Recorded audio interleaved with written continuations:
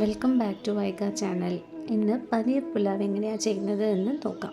ആവശ്യമായ സാധനങ്ങൾ ഞാനിവിടെ 2 കപ്പ് ബസ്മതി റൈസാണ് എടുത്തിട്ടുള്ളത്. പിന്നെ ഒരു പാക്കറ്റ് ഫ്രോസൺ പനീർ റോസ്റ്റ് ചെയ്യാൻ ആവശ്യമായ ചേരുവകൾ ഏതൊക്കെയാണെന്ന് നോക്കാം. ആദ്യം പനീറിൽ മിക്സ് ചെയ്യാൻ വേണ്ടിയിട്ട് 1/2 ടീസ്പൂൺ മഞ്ഞൾപ്പൊടി, 2 ടീസ്പൂൺ ഉപ്പ്, 1 ടീസ്പൂൺ ഗരം മസാല, 2 ടീസ്പൂൺ മുളക് പൊടി, 1 ടീസ്പൂൺ അല്ലെങ്കിൽ 1.5 ടീസ്പൂണ് കസ്തൂരി മേത്തി ലീഫ്, പിന്നെ ഒരു 2 ടേബിൾ സ്പൂൺ കടലമാവ്, പിന്നെ ഒരു 2 ടീസ്പൂൺ ജിഞ്ചർ ഗാർലിക് പേസ്റ്റ്. ഇത് ഇത്രയുമാണ് ആദ്യം പനീറിൽ മാരിനേറ്റ് ചെയ്ത് വയ്ക്കുന്നതിന് വേണ്ടിയിട്ട് എടുത്ത ഇൻഗ്രീഡിയൻസ്.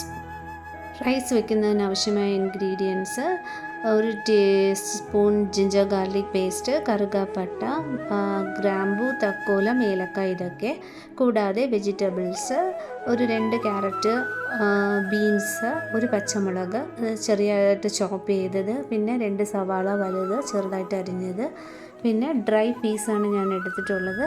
അത് കുതിർക്കാൻ വെച്ചിട്ടുണ്ട് ഞാനത്.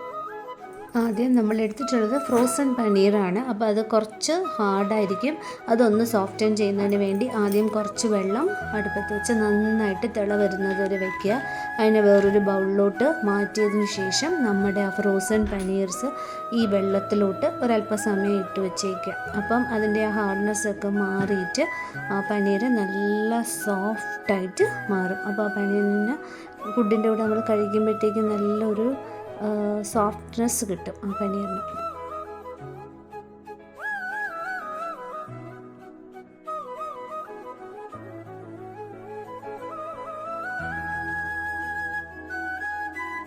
ആദ്യം പനീർ മാരിനേറ്റ് ചെയ്യുന്നതിന് വേണ്ടിയിട്ട് പനീർ മാരിനേറ്റ് ചെയ്യേണ്ട ഇൻഗ്രീഡിയൻസ് എല്ലാം തന്നെ ആദ്യം നന്നായിട്ട് മിക്സ് ചെയ്തെടുക്കുക. ജിഞ്ചർ ഗാർലിക് പേസ്റ്റ്, കടലമാവ്, ഇതെല്ലാം ആദ്യം ആ പൗഡറും പേസ്റ്റും എല്ലാം കൂടെ ചേർത്ത് ഫസ്റ്റ് അത് നന്നായിട്ട് മിക്സ് ചെയ്ത് ഒരു കറക്റ്റ് പ്രപ്പോർഷനിൽ കൊണ്ടുവരിക.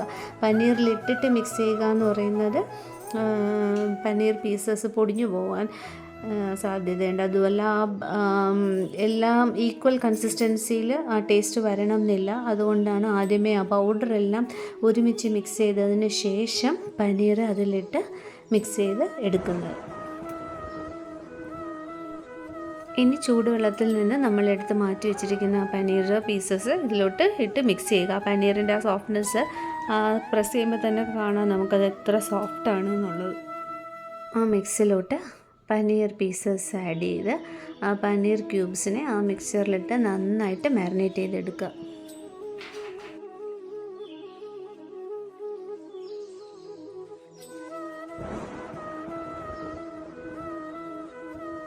പനീർ പീസസ് മാരിനേറ്റ് ചെയ്തതിന് ശേഷം അതിനെ അടച്ച് കുറച്ച് നേരം റെസ്റ്റ് ചെയ്യാൻ, ഒരു 1/2 hour റെസ്റ്റ് ചെയ്യാൻ വെക്കുക. മസാലയൊക്കെ അതിലോട്ടൊന്ന് പിടിക്കട്ടെ. ആ സമയം പാൻ അടുപ്പത്ത് വെച്ച് കുറച്ച് എണ്ണ ഒഴിച്ച് നമ്മൾ വച്ചിട്ടുള്ള ജീരകം, ബേ ലീഫ്, കാർഡമം, ക്ലൗസ് ഇതെല്ലാം ഇട്ട് കുറച്ച് ഓനിയൻസും ആഡ് ചെയ്ത് ചോപ്പ് ചെയ്ത് വെച്ചിരിക്കുന്ന ഓനിയൻസ് ആഡ് ചെയ്ത് നന്നായിട്ട് ഫ്രൈ ചെയ്ത് എടുക്കുക. ഓനിയൻസ് റെഡിഷ് കളറാകുന്നത് വരെ. ആ സമയത്ത് തൊട്ടടുത്തുള്ള സ്റ്റൗവിൽ തന്നെ നമ്മുടെ ഡ്രൈ പീസ് നമ്മുടെ റൈസിൻ്റെ കൂടെ ഇട്ടാൽ അത് കുക്കായി കിട്ടത്തില്ല, ഹാർഡായിരിക്കും. അതിനെ ഞാൻ തനിച്ച് ഒരു 4 വിസിൽ വെച്ച് ആ ഡ്രൈ പീസ് മാത്രം കുക്ക് ചെയ്തെടുക്കുക. ഓനിയൻസ് ഒന്ന് ഫ്രൈ ആയതിന് വരുമ്പോഴത്തേക്കും ആവശ്യത്തിന് ഉപ്പും ചേർത്ത് കുറച്ച് പച്ചമുളകും ഇട്ടതിന് ശേഷം നമ്മൾ ചോപ്പ് ചെയ്ത് വെച്ചിരിക്കുന്ന ക്യാരറ്റും ബീൻസും ഇട്ട് ഒന്ന് ലൈറ്റായിട്ട് ഒന്ന് ഫ്രൈ ചെയ്ത് കൊടുക്കുക. ആ സമയത്തേക്കും നമ്മൾ വച്ചിട്ടുള്ള ഡ്രൈ പീസും കുക്കായി കിട്ടും. ആ കിട്ടിയ ആ ഡ്രൈ പീസും ഇതിൻ്റെ കൂടെ ആഡ് ചെയ്ത് കൊടുക്കുക. എല്ലാം നന്നായിട്ടൊന്ന് മിക്സ് ചെയ്തിട്ട് ഞാനിപ്പോൾ ഇവിടെ 2 കപ്പ് അരിയാണ് എടുത്തിട്ടുള്ളത്. 2 കപ്പ് അരിക്ക് ബസ്മതി അരിക്ക് ഞാൻ ഒരു 2-2.5 കപ്പ് വെള്ളം നന്നായിട്ട് തിളപ്പിക്കണം. ബബിൾസ് വരുന്ന അളവിൽ തിളപ്പിച്ചിട്ട് ആ തിളപ്പിക്കുന്ന വെള്ളം ചൂടോടുകൂടി തന്നെ ഈ വെജിറ്റബിൾസിലോട്ട് ഒഴിച്ചു കൊടുക്കുക. ഒഴിച്ചു കൊടുത്ത് ഒരു അല്പം ആ ബബിൾസ് ഒന്ന് നന്നായിട്ട് വരുന്നത് വരയ്ക്കും വേണമെങ്കിൽ ഒന്ന് അടച്ചു വെച്ച് ഒരു അല്പസമയം കൂടെ വേവിച്ച് എടുക്കുക. ആ തിള വന്നുകൊണ്ടിരിക്കുന്ന ആ വെള്ളത്തിലോട്ട് തന്നെ നമ്മൾ കഴുകി ഫ്രഷാക്കി വെച്ചിരിക്കുന്ന ആ ബസ്മതി റൈസ് ഇട്ട് കൊടുക്കുക. ഇങ്ങനെ നല്ല തിളച്ചുകൊണ്ടിരിക്കുന്ന ആ വെള്ളത്തിൽ ബസ്മതി റൈസ് ഇട്ട് കൊടുത്താൽ മാത്രമേ ആ റൈസ് ഒന്നിനൊന്നും ഒട്ടാതെ കിട്ടത്തുള്ളൂ. അല്ല എങ്കിൽ ആ റൈസ് എല്ലാം കൂടെ ഒട്ടിപ്പിടിച്ച് ഒരു സ്റ്റിക്കി ഫോമിലായിരിക്കും നമുക്ക് വെന്ത് കിട്ടുക. നമ്മളിങ്ങനെ തിളച്ച വെള്ളത്തിലോട്ട് അരി ഇട്ട് കൊടുക്കുകയാണെങ്കിൽ ഒന്നിനൊന്നും ഒട്ടിപ്പിടിക്കാതെ നല്ല ഫോമിൽ റൈസ് കിട്ടും. അരി ഇട്ട് കൊടുത്തതിന് ശേഷം ആവശ്യത്തിന് ഉപ്പും ചേർത്ത് മീഡിയം ഫ്ലെയിമിൽ അടച്ചു വെച്ച് വേവിക്കുക. റൈസ് വേകുന്ന സമയത്ത് മറ്റൊരു പാനിൽ നമുക്ക് പനീർ ഫ്രൈ ചെയ്തെടുക്കാം. അതിന് ഒരല്പം ഓയിൽ ഒഴിച്ച് ഓയിലൊന്ന് ചൂടായതിന് ശേഷം നമ്മൾ നേരത്തെ മാരിനേറ്റ് ചെയ്ത് ഹാഫ് ആൻ അവർ മാറ്റി വെച്ചിട്ടുള്ള പനീർ പീസസ് ഈ ഹോട്ട് ഓയിലിലോട്ട് ഇട്ട് മീഡിയം ഫ്ലെയിമിൽ അല്ലെങ്കിൽ ലോ ടു മീഡിയം ഫ്ലെയിമിലിട്ട് നന്നായിട്ട് ഒന്ന് തിരിച്ചും മറിച്ചും കൊടുത്ത് ഫ്രൈ ചെയ്തെടുക്കുക. പനീർ പീസസ് വളരെ സോഫ്റ്റായിരിക്കും. അതുകൊണ്ട് സ്പാറ്റിലയിട്ട് പനീർ പീസസ് തവയിലിട്ട് ഇളക്കരുത്. ഒന്നൊന്നായിട്ട് മറിച്ച് കൊടുക്കുക. അല്ല എങ്കിൽ ആ പനീർ ക്യൂബ്സ് എല്ലാം ഉടഞ്ഞ് ചെറിയ ചെറിയ പീസസായി മാറും. അതുകൊണ്ട് ഈ ഫ്രൈ ചെയ്യുമ്പോൾ വളരെ സൂക്ഷിച്ച് വേണം. ലോ ഫ്ലെയിമിൽ നന്നായിട്ട് ഒറ്റയായിട്ട് ഫ്രൈ ചെയ്ത് എടുക്കാനായിട്ട്. അല്ലെങ്കിൽ ഒന്നിനൊന്ന് പൊടിഞ്ഞു പോകും. ആ ക്യൂബ്സായിട്ട് നമുക്ക് ആ പനീർ കിട്ടണമെങ്കിൽ പതുക്കെ കുക്ക് ചെയ്ത് എടുക്കുക. കാരണം അത്രയും സോഫ്റ്റായിട്ടുണ്ട് നമ്മുടെ പനീർ. ഇപ്പോൾ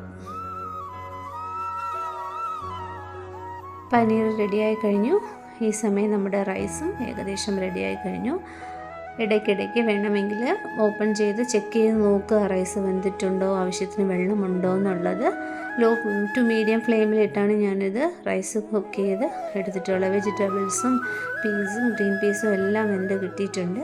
ഇനി ഇതിലോട്ട് നമ്മൾ ഫ്രൈ ചെയ്ത് വെച്ചേക്കുന്ന ആ പനീർ ക്യൂബ്സ് ആഡ് ചെയ്ത് ഒന്ന് നന്നായിട്ട് മിക്സ് ചെയ്തെടുക്കുക. ആ പനീർ പീസസ് ഉടയാത്ത രീതിയിൽ നന്നായിട്ട് പതുക്കെ മിക്സ് ചെയ്ത് കൊടുത്ത് ഒരു 5 മിനിറ്റ്സ് അടച്ചു വെച്ച് പനീർ പീസസും റൈസും എല്ലാം കൂടെ ഒന്ന് നന്നായിട്ട് ചേർന്ന് വരുന്നതിന് വേണ്ടിയിട്ട് അടച്ചു വെച്ചിട്ട് 5 മിനിറ്റ്സ് കഴിഞ്ഞ് നോക്കുമ്പോഴത്തേക്കും നമ്മുടെ സ്വാദിഷ്ടമായ പുലാവ് റെഡിയായി. ഇപ്പം തന്നെ ആ ചൂട് മണം വന്ന് തുടങ്ങി. നല്ല ടെംപ്റ്റിംഗ് ആണ് മണം. അതുപോലെ തന്നെ ടേസ്റ്റും വളരെ സൂപ്പറായിരുന്നു.